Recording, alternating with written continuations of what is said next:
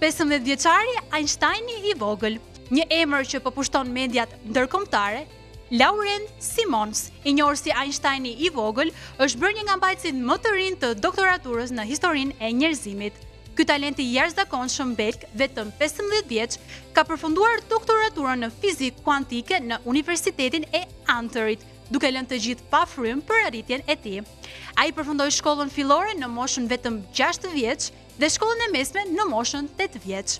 Sot, në moshën 15 vjeçare, ai mbart një titull prestigjioz të doktoraturës pas mbrojtjes së tezës së tij, ku hulumtoi fenomenet më komplekse të fizikës kuantike.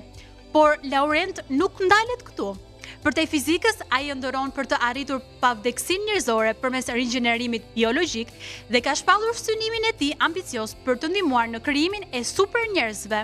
Pas këtij suksesi të jashtëzakonshëm, ai ka nisur një doktoraturë të dytë në shkencat mjekësore në Munich, duke u fokusuar në aplikimin e inteligjencës artificiale në kujdesin shëndetësor, një hap që mund të ndryshojë rrënjësisht mënyrën se si e kuptojmë mjekësinë moderne.